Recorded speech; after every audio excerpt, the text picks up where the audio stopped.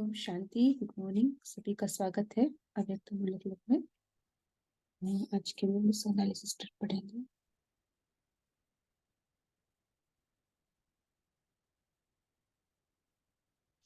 ओम शांति। आज की वाणी को अभ्यास करने की शुरुआत करने से पहले हम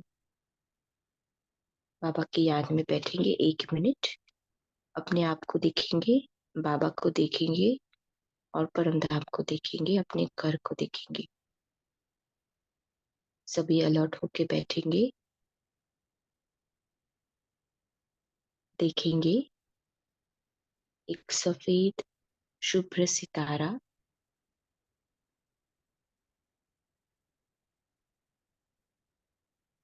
मैं आत्मा निराकार बिंदु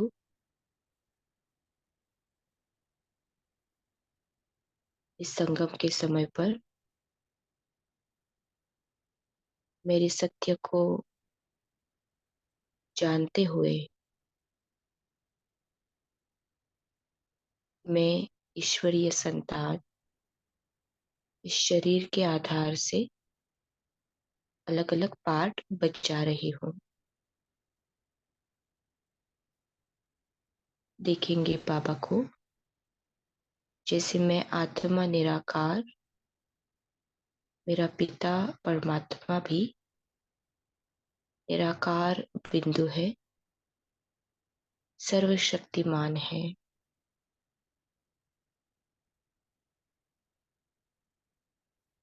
बाबा और मैं दोनों परम धाम में अपने घर में परम धाम की शांति और बाबा के साथ को अनुभव करेंगे।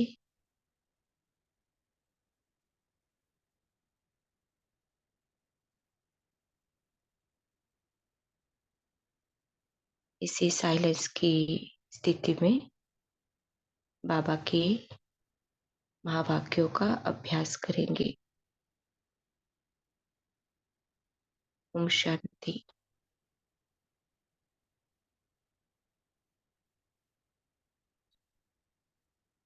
तो वाणी की जो डेट है 13 जनवरी 1978 और वाणी का टाइटल है इंतजार के पहले इंतजाम करो। तो 3 भागों में इस वाणी को अभ्यास किया जा रहा है। उसमें से 2 भाग कल और उसके पहले के दिन पढ़े गए हैं। तो जस्ट क्विकली रिवाइज करते हैं कुछ एक आध मेन पॉइंट। तो बाबा ने जैसे कहा था पहले तो आत्माओं की महानता कि विश्व की आत्माओं के कंपेयर में हम बाबा के बच्चे जो बने हैं तो कैसे पूजनीय है। फिर बाबा ने महादानी की बात की थी, जो बाबा ने कहा था कि अब का समय कौन सा समय है, देने का समय है, दाता के बच्चे देने का समय है। लेकिन इसके बीच में माया क्या करती है, तूफान लाती है। बाबा ने क्या कहा था कि सरेंडर नहीं करते हैं। अगर सरेंडर करे तो माया तूफान नहीं ला सकती, उसको चांस नहीं मिलेगा। फिर बाबा ने 3 प्रकार की आत्माओं को संपन्न बनाने के लिए बात कही थी। बाबा ने कहा था भक्त आत्माएं, भिखारी और प्यासी आत्माएं, इनको अभी संपन्न बनाना है। तो इनको संपन्न बनाने का इंतजाम करो, समय के इंतजार में नहीं बैठो। फिर बाबा ने माला के भी राज खोले थे, कौन कौन कैसे माला में आएगा। फिर अष्टरत्नों की बाबा ने निशानियां बताई थी। उसमें से बहुत एक इम्पोर्टेंट बात बाबा ने कही कि अष्टरत्न में कौन आएगा, तो जिस आत्मा के जीवन में प्रैक्टिकली अष्ट शक्तियां दिखाई देगी, है ना। ये एक बहुत मेन बात बाबा ने उसमें बताई थी। फिर बाबा ने कहा था कि माया से बचना है, तो एक युक्ति बाबा ने बताई थी। उसमें बाबा ने कहा था कि एक बाप दूसरा न कोई, इस लगन में मगन रहेंगे तो बाबा ने कहा कि माया के वार से बचे रहेंगे। फिर बाबा ने कहा था कि कंट्रोलिंग पावर चाहिए। कंट्रोलिंग पावर की बात बाबा ने की थी।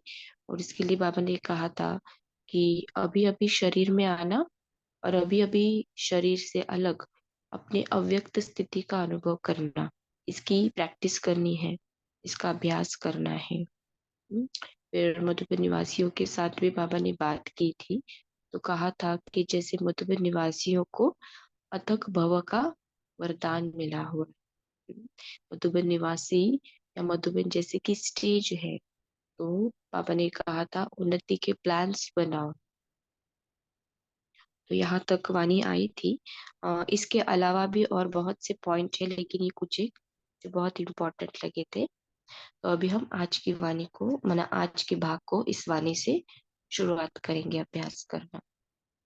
तो बाबा ने कहा है, कल्याणकारी महादानी महान वरदानी बनाने वाले दया के सागर पिता शिव वत्सों से बोले। तो यहाँ पर बाबा राजस्थान पार्टी और महाराष्ट्र पार्टी के साथ बात करेंगे।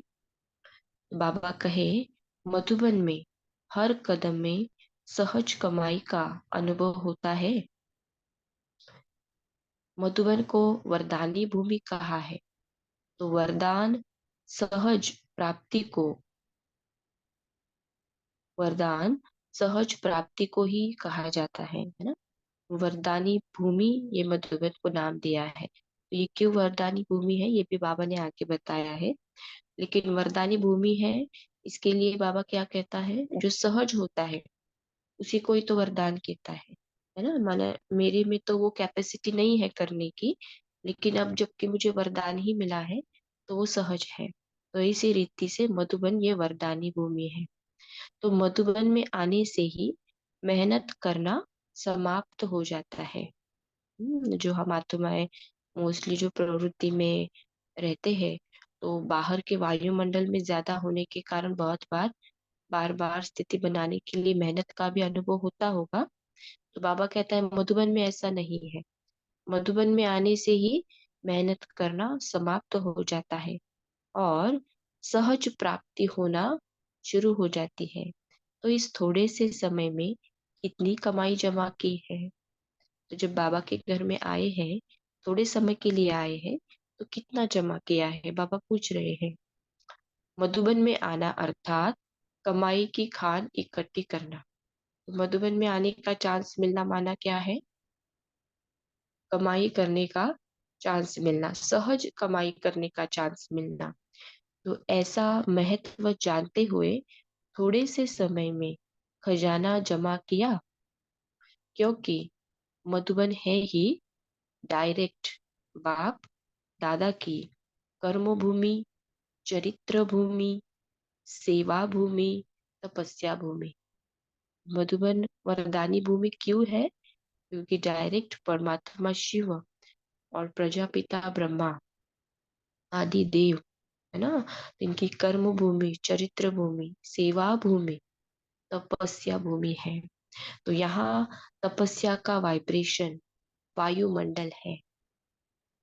यह सब बातें इस भूमि में आने से सहज अनुभव कर सकते हैं। तो जैसे कोई विशेष कमाई की सीजन होती, तो कमाई के बगैर रह नहीं सकते, नींद का भी समय त्याग देते। तो मधुबन में एक स्ट्रॉ लॉटरी है कमाई करने की। तो तपस्वी कुमार होना है ना, बाबा कहता है जैसे स्कूल में भी कोई सीजन्स चलते हैं त्योहारों के, तो जो व्यापारी लोग हैं रात रात तक भी क्या करते हैं, अपने व्यापार में लगे रहते हैं, क्योंकि वो सीजन रहता है पूरे साल का। तो जब हम आत्माएं मधुबन में पहुंचते हैं, एक बार या दो बार जो भी है, तो वो 10 दिन 5 दिन जो भी है, वो हमारे लिए लॉटरी होती है कमाई के लिए। और कमाई भी कैसी कर सकते हैं उस समय में, सहज, क्योंकि है ही तपस्या भूमि बाप दादा की। तो बाबा कहता है तप तपस्वी की तपस्या सिर्फ बैठने के समय नहीं है। अभी तपस्या क्या है ये बाबा समझाते हैं।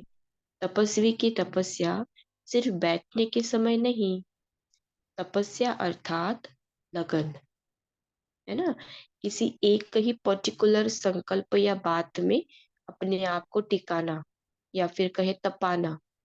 तो बाबा कहता है सिर्फ बैठने की सीमाएं नहीं, लेकिन तपस्या अर्थात लगन, चलते फिरते भोजन करते भी लगन है ना, एक की याद में, एक के साथ में भोजन स्वीकार करना, यह तपस्या हुई ना। तो बाबा तपस्या के लिए कौन सा एग्जाम्पल देते हैं? बल चल रहे हैं, भोजन कर रहे हैं, कुछ भी कर्म में है आत्मा शरीर के आधार से, लेकिन वो स्मृति से अपने सत्य में और बाबा के सत्य में टिकी हुई है कि मैं आत्मा इस संगम पर ब्राह्मण पने का पाठ, परमात्मा की संतान होकर पाठ बजा रही हूँ और हूँ ही मैं। तो इस सत्य की स्मृति में स्थित हो आत्मा पाठ बजा रही है। तो इस सत्य से हिलाने के लिए बहुत सी बातें आएंगी पाठ में, लेकिन मुझ आत्मा की तपस्या ये है कि चाहे कितनी भी बातें आए, लेकिन मैं आत्मा अपने इस सत्य स्मृति के साथ ही रहूं। तो ये है तपस्या। लेकिन इसके लिए बाबा कहता है फिर आप कुछ भी करो। इसके लिए बाबा ने एग्जाम्पल दिया, भोजन भी कर रहे हैं लेकिन एक के साथ, एक की याद में बैठकर कर रहे हैं। तो, तो बाबा कहता है यह तपस्या हुई ना। तो जो भी चांस मिलता है उसको अच्छी तरह से लेकर संपन्न बनो, है ना। जो भी ड्रामा अनुसार हम आत्माओं के सामने सीन आते हैं या पार्ट आते हैं या परिस्थितियां आती है, ये हर एक परिस्थिति या सीन हमारे लिए क्या है? चांस है पुरुषार्थ को आगे लेकर जाने का और अपनी स्थिति को और आगे लेके जाने का। ये हर एक बात क्या हो जाती है? चांस हो जाती है। इसलिए बाबा ने क्या कहा, जो भी चांस मिलता है उसको अच्छी तरह लेकर संपन्न बनो और दूसरों को भी बनाओ। तो ज्ञान सागर के बच्चे सदा ज्ञान रत्नों से ही खेलते रहते हो? बाबा प्रश्न पूछ रहा है। बच्चे किसके हैं? ज्ञान सागर से, ज्ञान सागर के। तो खेलेंगे भी किसके साथ? बाबा कहता है ज्ञान रत्नों से। सबसे बड़े ते बड़े अविनाशी रत्न ज्ञान रत्न है। तो ज्ञान के रत्न कैसे हैं? एक तो सबसे बड़े ते बड़े हैं, क्योंकि उस हर एक ज्ञान के रत्न का वैल्यू जो मुझ आत्मा में पूरा पूरा परिवर्तन लाता है। तो इस आधार से वो बड़े ते बड़े, श्रेष्ठ ते श्रेष्ठ। और कैसे है? अविनाशी है, क्योंकि उन ज्ञान रत्नों के आधार से जब मुझ आत्मा का परिवर्तन होकर वो संस्कारों का रूप बन जाता है, तो वो मेरे साथ चलेंगे, हर एक जन्म में आगे मेरे साथ चलेंगे। तो वो अविनाशी भी है। तो ज्ञान रत्न बड़े थे बड़े, अविनाशी। तो ज्ञान सागर के बच्चे ज्ञान रत्नों से खेलेंगे। आधा कल्प पत्थर बुद्धि रहे और पत्थरों से खेले, इसीलिए दुख अशांति रही। दुख अशांति का कारण, क्योंकि बाबा कहता है पत्थर बुद्धि है तो पत्थरों से खेले, है ना। तो आप किससे खेलते? बाबा पूछता है कि आप किससे खेलते? ज्ञान रत्नों से। तो जैसे राजा के बच्चे सोने चांदी के खिलौने से खेलते, तो ज्ञान सागर के बच्चे सदा ज्ञान रत्नों से खेलते हैं। ज्ञान रत्नों में खेलने से दुख अशांति की लहर नहीं आएगी, है ना। बाबा ने फर्क बताया। अज्ञान काल में जब वो सत्य की परख नहीं थी, सत्य वाली स्थिति नहीं थी, तो क्या कर रहे थे? पत्थर बुद्धि बन पत्थरों के साथ खेल रहे थे। अब सत्य की स्मृति आई है, ज्ञान रतन, यही ज्ञान सबसे पहले मिला कि मैं कौन? मैं आत्मा। मैं किसकी? मैं परमात्मा की। इस सत्य के आधार से जब जी रहे हैं जीवन में, तो क्या हो रहा है? बाबा कहता है दुख अशांति की लहर आ नहीं सकती। तो ज्ञान रत्न भी है तो नॉलेज भी। नॉलेज के आधार पर अशांति की लहर आ नहीं सकती। देखो बाबा ने ज्ञान को और आगे बढ़ाते हुए नॉलेज कहा है, क्योंकि ज्ञान ये सिर्फ सुनना और पढ़ना, ये मेरे लिए इंफॉर्मेशन होती है। लेकिन उसी ज्ञान को जब चर्न करेंगे और प्रैक्टिकल जीवन में अप्लाई करेंगे तो वो मेरी समझ बन जाती है, मेरी नॉलेज बन जाती है, और फिर इस समझ के आधार से मुझ आत्मा के जीवन में अशांति की लहर आ नहीं सकती। तो अभी नया जीवन है, दुख अशांति की जीवन ऐसे लगेगी कि मेरी नहीं, दूसरे की जीवन थी। तो बीती हुई जीवन पर हंसी आएगी, है ना। जैसे इसी जीवन को भी अगर हम देखेंगे तो बचपन की कुछ कुछ बातें अगर हमारी हमें याद आती है कि हम ऐसा करते थे वैसा करते थे, तो बचपन में समझ न होने के कारण अभी जब याद करते तो हंसी आती है ना। तो उसी रीति से बाबा कहता है उस जीवन को देखकर भी क्या होगा, हंसी आएगी। फिर बाबा ने कहा, मिनट,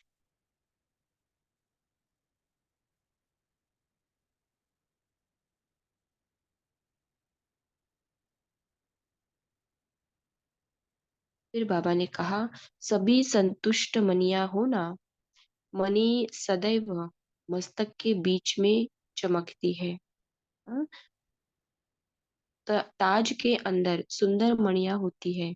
तो जो संतुष्ट मणि है वह सदैव बाप के मस्तक में रहते हैं, अर्थात बाप की याद में रहती है।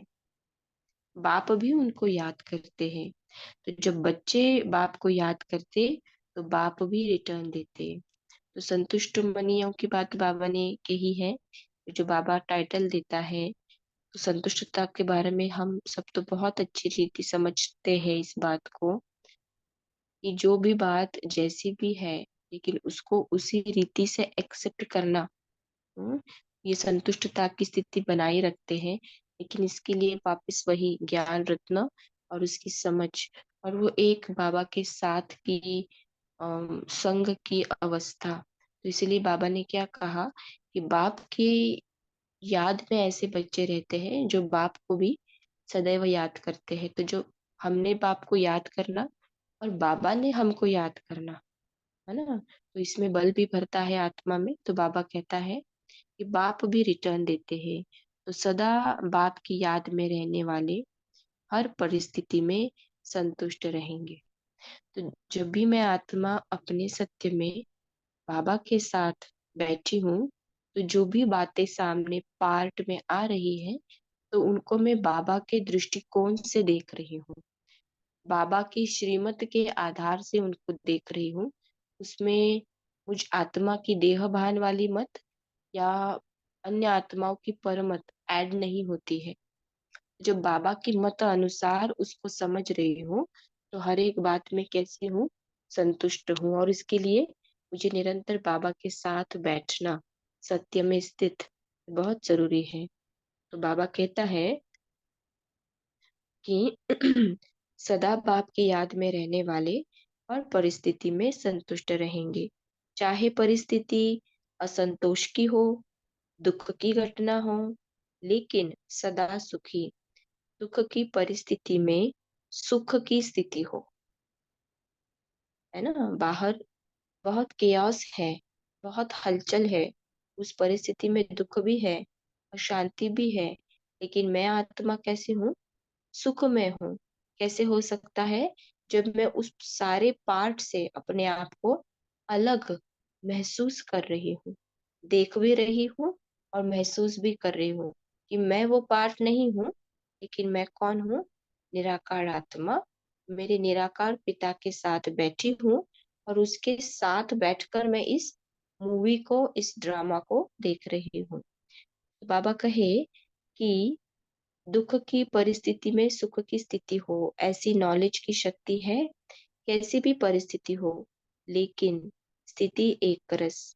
तो नॉलेज की शक्ति के आधार पर परिस्थिति जो पहाड़ के मुहाफिक है वह भी राई अनुभव होगी, अर्थात कुछ नहीं, क्योंकि नथिंग न्यू ऐसी स्थिति है। तो नथिंग न्यू कब कह सकते हैं, जब सीन को एक मूवी की तरह देखेंगे, ड्रामा की तरह, नाटक की तरह देखेंगे। ये रिकॉर्डेड है और वो फिल्म बाय फिल्म शूट होता जा रहा है, दिखाई दे रहा है, तो नथिंग न्यू कह सकते हैं। तो बाबा कहता है कि क्या होगा, नथिंग न्यू। तो ऐसी स्थिति है, कुछ भी हो जाए, नथिंग न्यू, इसको कहा जाता है महावीर। तो तो बाबा कहता है, अपने को पद्मा पदम भाग्यशाली समझते हो, है ना। पहले बाबा ने कहा, किसके साथ खेलते हो, ज्ञान रत्नों से खेलते हो। हाँ। फिर बाबा ने कहा, अभी संतुष्ट मनिया हो। फिर अभी बाबा पूछता है, पद्मा पदम भाग्यशाली समझते हो, हर कदम में पद्मों की कमाई जमा हो रही है, ऐसे अनगिनत पद्मों का मालिक अनुभव करते हो। हाँ, देखो, हर कदम में पद्मों की कमाई। बाबा बहुत बार मुरलियों में ये बात कहता है। तो ये कौन से कदम है ना, मुझ आत्मा का, जब से अपने आप को ये सत्य परिचय मिला है कि मैं कौन हूँ और मैं किसकी हूँ, उसके बाद से लेकर जितना भी आगे हम चल रहे हैं, तो हर एक संकल्प के साथ जितना हम बाप की समझ अनुसार चलेंगे, हर एक सीन में जितना बाप की समझ अनुसार चलेंगे, तो उस हर सीन में मुझे क्या हो रही है, कमाई हो रही है। वो हर एक सीन, फिर वो दुख का हो, अशांति का हो, सुख का हो, रमणीकता का हो, जो भी हो, लेकिन वो सीन मुझे मेरे सत्य की ओर और आगे बढ़ाता जा रहा है। लेकिन कब होगा, जब बाबा की दृष्टि से देखती जाऊंगी। तो इसीलिए हर कदम में क्या होता है, पद्मों की कमाई। तो बाबा कहता है कि क्या आप ऐसे अनुभव करते हो, सारी सृष्टि के अंदर ऐसा अपना श्रेष्ठ भाग्य बनाने वाले कोटों कोटों में कोई है ना। तो जो गायन है, कोटों में कोई, कोई में कोई, तो यह हम आत्माओं का गायन है। क्योंकि साधारण रूप में आए हुए बाप को और बाप के कर्तव्य को जानना, हाँ, तो भगवान को जानना ये छोटी बात नहीं, भगवान के कर्तव्य को जानना ये भी छोटी बात नहीं। तो बाबा कहते हैं, आपने ये जान लिया, मान लिया, स्वीकार कर लिया, अब उसके अनुसार चल भी रहे हैं, तो क्या कौन हो गए, कोटों में भी कोई हो गए। तो यह कोटों में कोई का पाठ है, जान लिया, मान लिया और पा लिया। तो जब विश्व का मालिक अपना हो गया, तो विश्व विश्व अपनी हो गई ना। दुनिया में भी कितना फक्र से बताते हैं कि मेरा पिता कौन है। हाँ, और फिर उस नशे में रहते हैं। तो हम आत्माओं का पिता कौन है, बाबा कहें, तो विश्व अपनी हो गई ना। जैसे बीज अपने हाथ में है, तो वृक्ष तो है ही है ना, जिसको ढूंढते थे उसको पा लिया। घर बैठे भगवान मिला, तो कितनी खुशी होनी चाहिए। भगवान ने मुझे अपना बनाया, इस खुशी में रहो, है ना। देखो, दो खुशी की बातें बाबा ने यहाँ पे बताई है। एक तो घर बैठे भगवान मिला, ये खुशी की बात है। और सिर्फ मिला नहीं, लेकिन उस भगवान ने भी मुझे अपना बनाया, ये और भी खुशी की बात है। तो दो खुशी की बातें हैं। तो बाबा कहता है कि तो कहीं भी आंख नहीं डूबेगी, सामने देखते भी नजर नहीं आएगी, बाप मिला, सब कुछ मिला, यही सबसे बड़ी खुशी है। इसी खुशी में मन से नाचते रहो, इससे बड़ी खुशी की बात है ही क्या, है ना। देखो, बाबा कहता है, इससे बड़ी खुशी की बात क्या है। माना लौकिक रीति से, दुनियावी बातों से हमने बहुत सी खुशी की बातें देख ली है। अच्छा खाना पीना, घूमना, संबंधों में खुशियाँ, सारा अनुभव किया है। लेकिन ये सारी देह की खुशियाँ है, देह भान वाली खुशियाँ है। बाबा जो खुशी की बात कर रहा है कि मुझ आत्मा को पूरे कल्प में अब पता चला है कि मैं आत्मा परमात्मा की हूँ। ना देवता थी तब पता था, ना द्वापर कलयुग में पता है। सिर्फ एक संगम का समय है, जब ये सत्य मेरे सामने प्रत्यक्ष होता है, मैं आत्मा और मैं किसकी हूँ, परमात्मा की, ईश्वरीय संतान का पार्ट मैं इस समय बजा रही हूँ।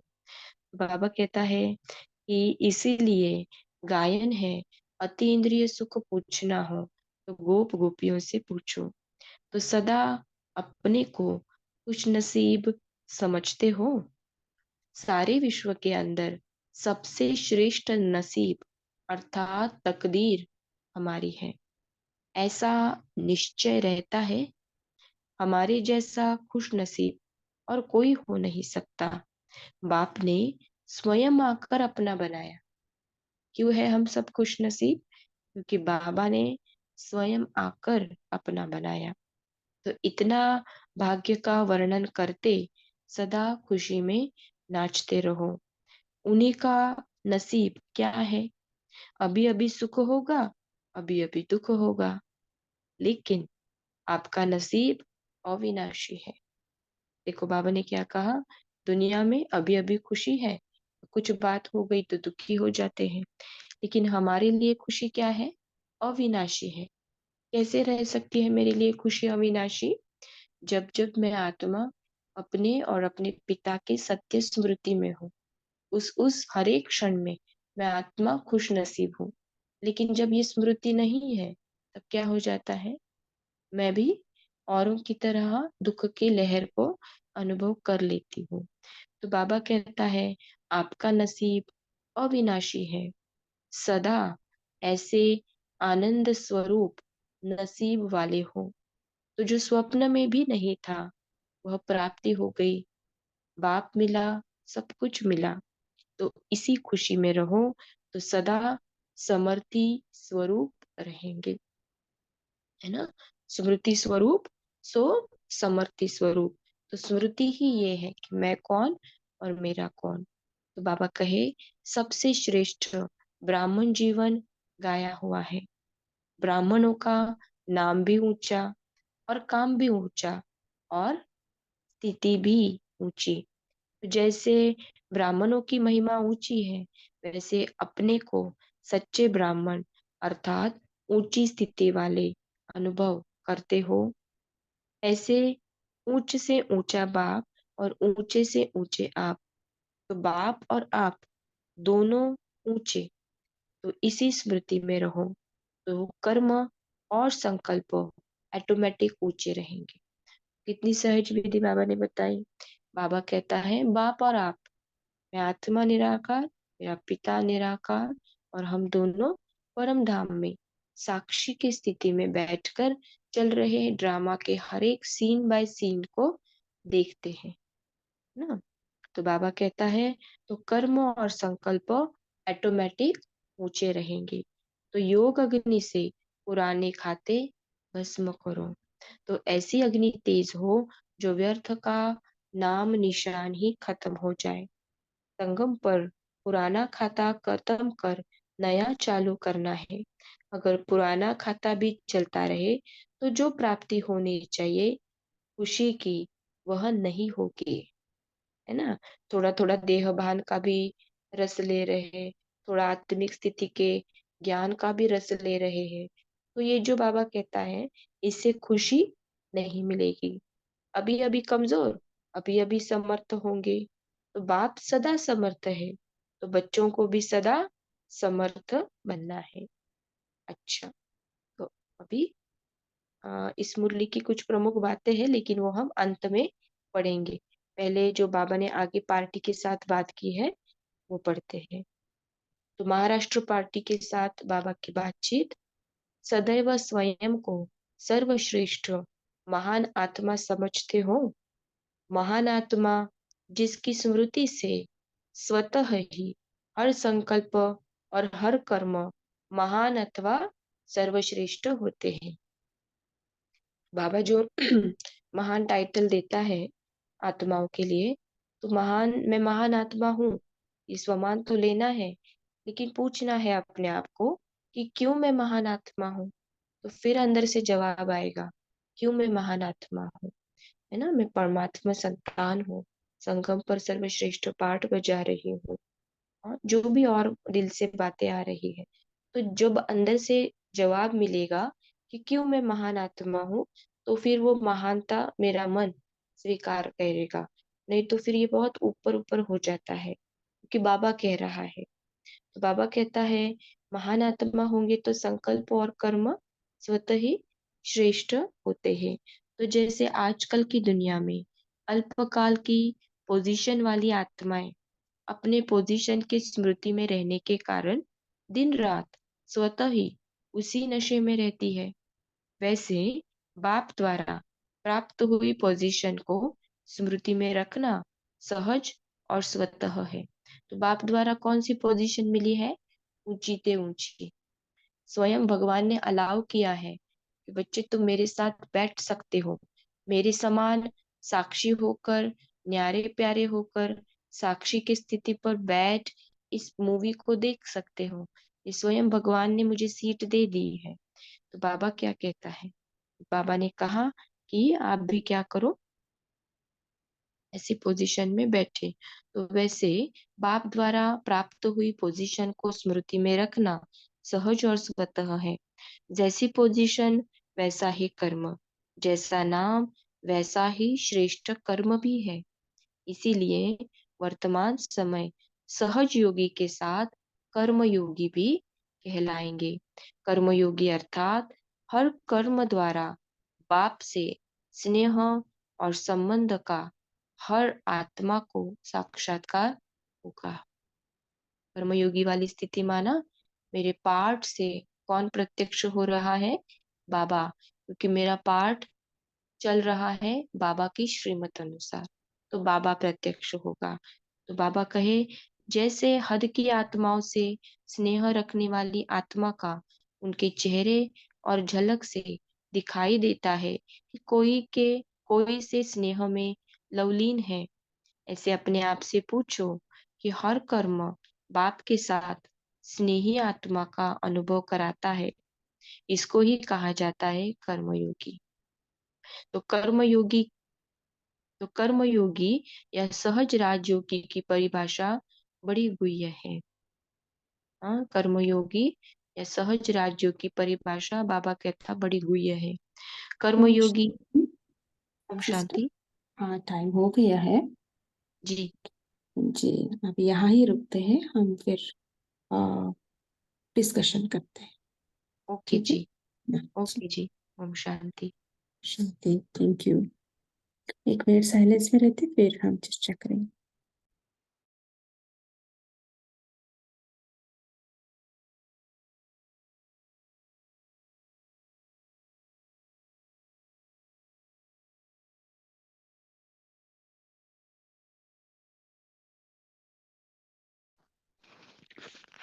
ओम शांति।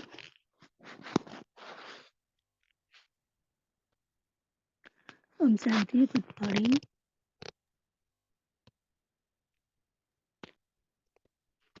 ओम जी, शांति। शांति, बोलिए। शांति। मॉर्निंग सभी परिवार को बाबा ने आज कहा है मधुबन में आना अर्थात कमाई की खान इकट्ठा करना। दूसरी पॉइंट में सदा बाप की याद में रहने वाले हर परिस्थिति से संतुष्ट रहेगा। ओम शांति। जी, नमिता सिस्टर बोलिए। ओम शांति दीदी। आज बाबा ने हम ब्राह्मण बच्चों की खुशी के बारे में बोला कि घर बैठे मुझे बाबा मिला और बाबा ने मुझे अपना बना लिया, तो डबल खुशियां हमको मिल रही हैं। बाबा मिला, सब कुछ मिला, यही सबसे बड़ी खुशी है। यही भी अविनाशी खुशी है। जब हमारा स्मृति में रहता है कि बाबा मिला, सब कुछ मिला, तो सदा समर्थी स्वरूप हम बन पाएंगे। ओम शांति। जी, रीमा सिस्टर बोलिए। ओम शांति। आज प्यारे बाप दादा ने कहा ज्ञान रत्नों से खेलने से दुख अशांति की लहर नहीं आ सकती। बाबा बोले कि ज्ञान रत्न भी है, नॉलेज भी है। रत्न अर्थात एक एक महावाक्य अनमोल है, जिसका मोल ही नहीं, अमूल्य है। ज्ञान को धारण करने से दिव्य देवताई गुण आ जाते हैं।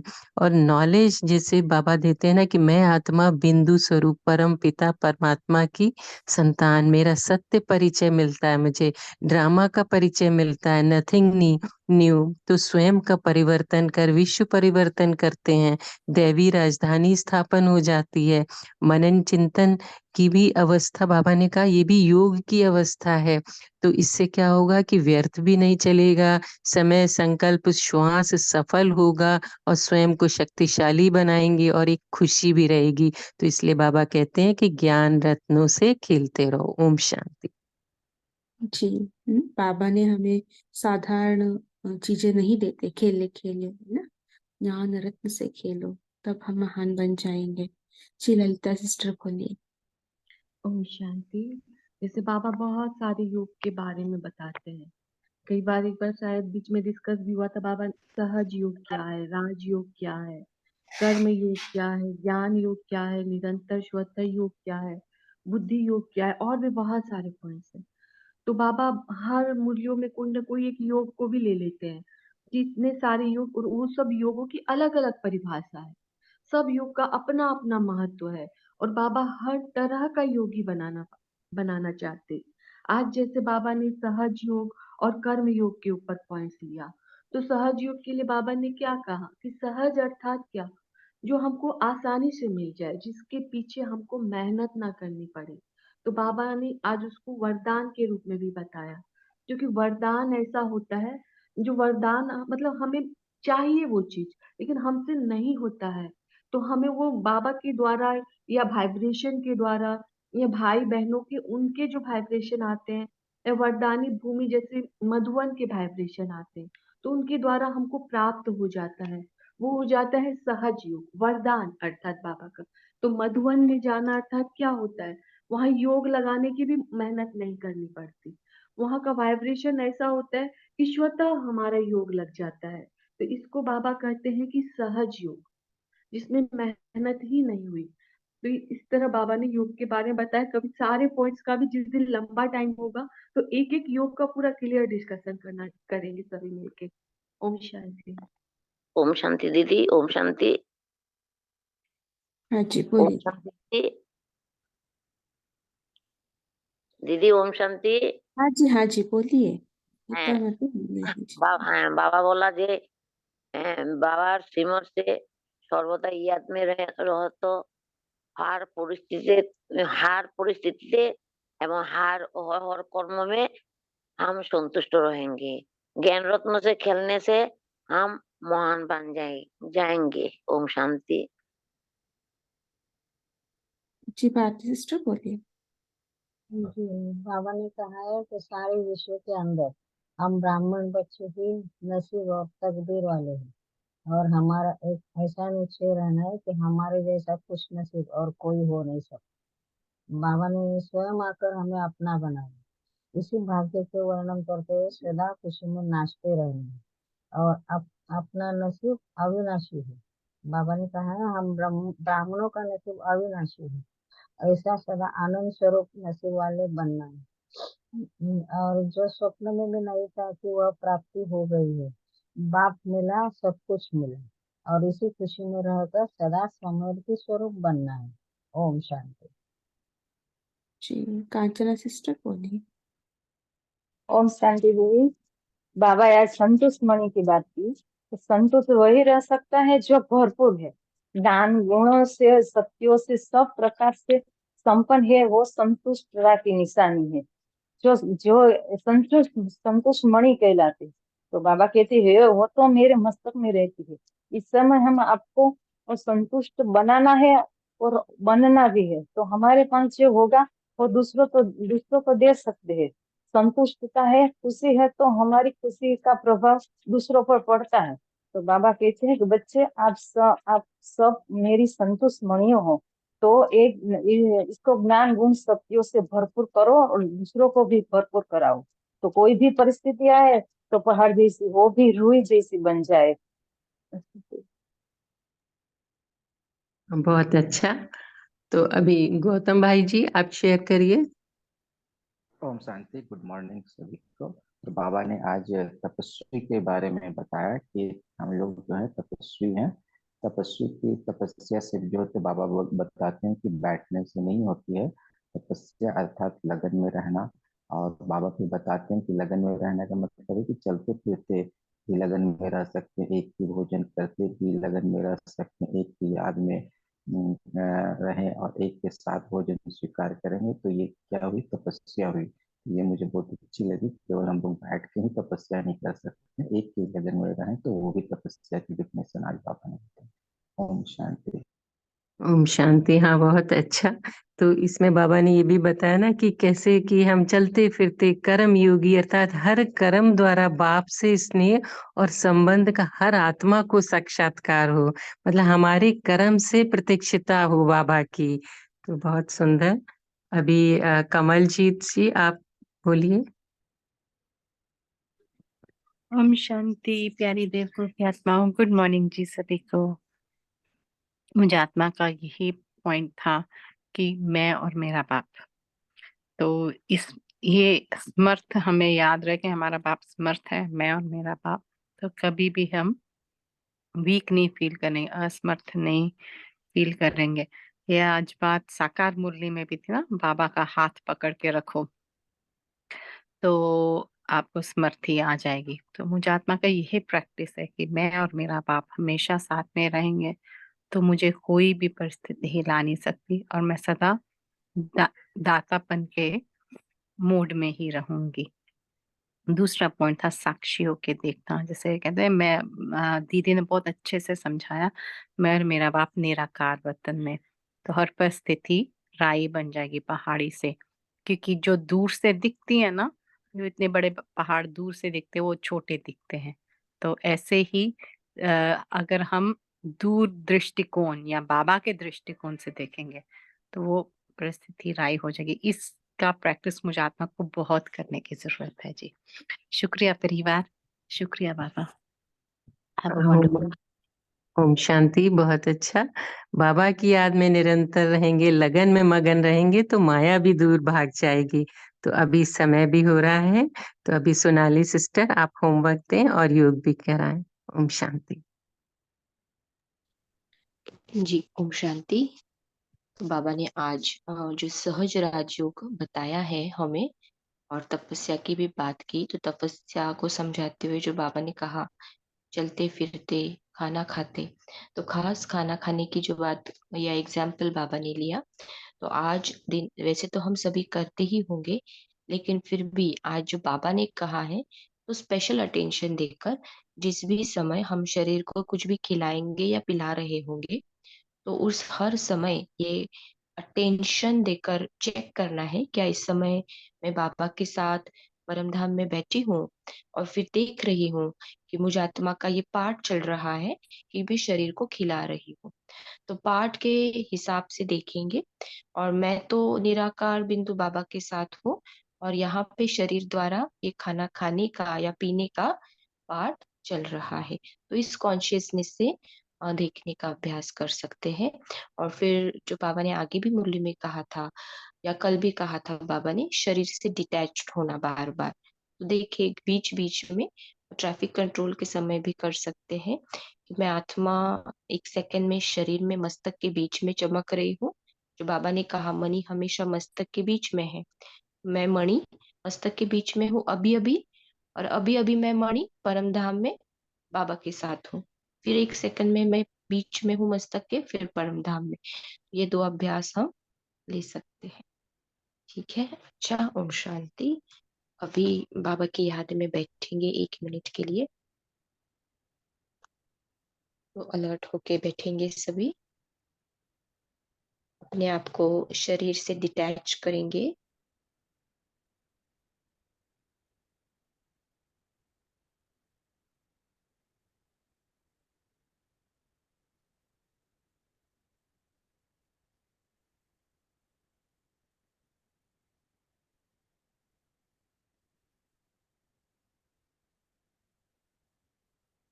देखेंगे मस्तक के बीच में मैं चमकता हुआ सितारा, संतुष्ट मणि, मैं आत्मा,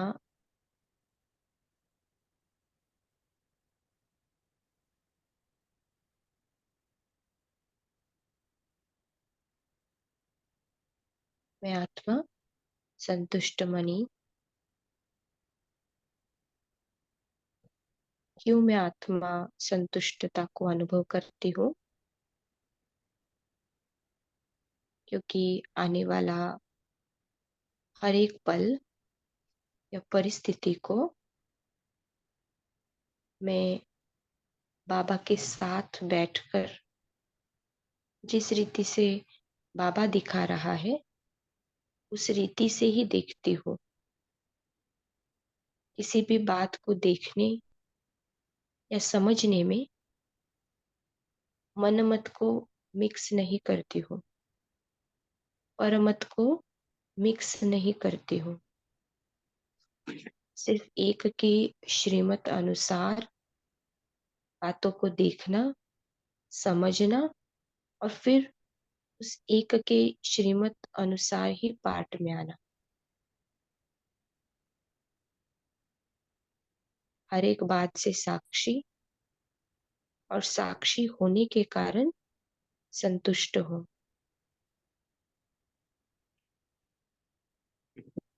बाबा के साथ परमधाम में स्थित होकर हर एक सीन को मूवी समझकर एंजॉय करती हूँ। बाप समान संपन्नता की स्थिति में स्थित दाता की संतान सदैव हर एक आत्मा के प्रति दाता ही हूँ।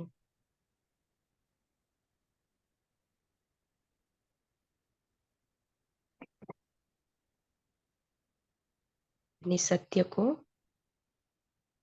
बाबा के सत्य को, बाप के साथ के संबंध को महसूस करते हुए उसके साथ को महसूस करते हुए हर कदमों में पद्मों की कमाई कर रही हूँ। मैं निराकार आत्मा बाप समान साक्षी और मास्टर दाता हूँ।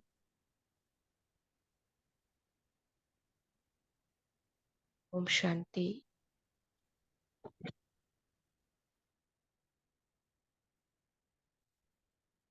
ओम शांति। शुक्रिया सभी का कॉल में जुड़ने के लिए। सभी का दिन मंगलमय हो। ओम शांति। ओम शांति दीदी। शांति। गुड मॉर्निंग, शुभ ओम प्रभात। शांति। ओम ओम शांति। शांति। जय बाबा। बाबा ओम ओम शांति। शांति गुड शांति। ओम शांति। ओम ओम शांति। शांति। शुक्रिया बाबा, शुक्रिया सभी बहन भाइयों को। Good morning. शुक्रिया बाबा, शुक्रिया परिवार। ओम शांति।